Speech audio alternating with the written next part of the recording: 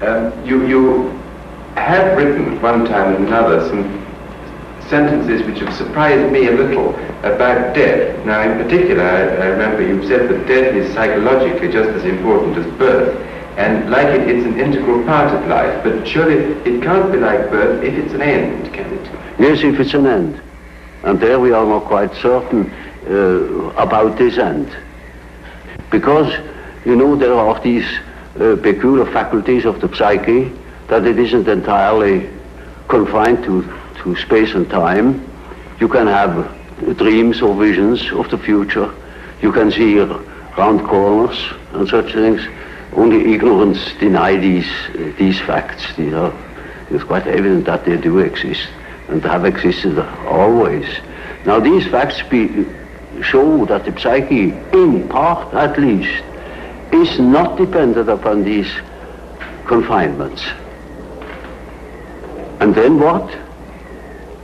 When the psyche is not under that obligation to live in time and space alone, and obviously it doesn't, then to that extent the psyche is not submitted to those laws.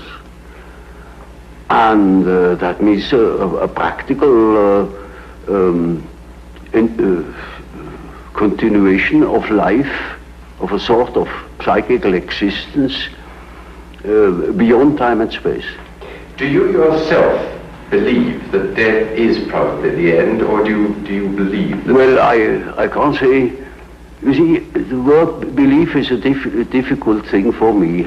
I don't believe. I must have a reason for a certain hypothesis. Either I know a thing, and when I know it, I don't need to believe it. If I don't allow myself, for instance, to believe a thing just for the sake of believing it. I can't believe it.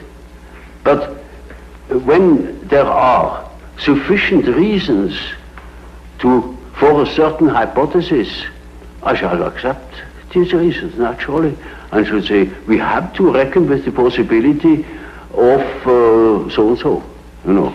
Well, now, you told us that we should regard death as being a goal, yes, and that to shrink away from it is to evade life and yes, life purposes. Yes. What advice would you give to people in their later life to enable them to do this, when most of them must in fact believe that death is the end of everything?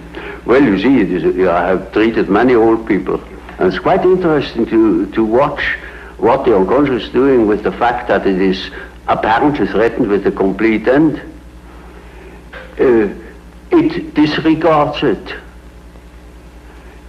Life behaves as if it were going on.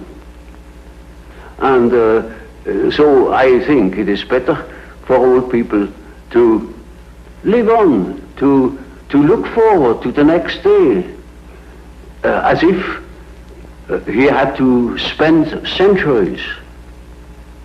And then he lives properly.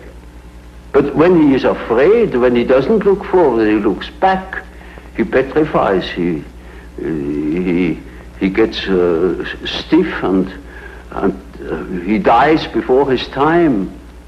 But when he is living on, looking forward to the great adventure that is ahead, then he lives.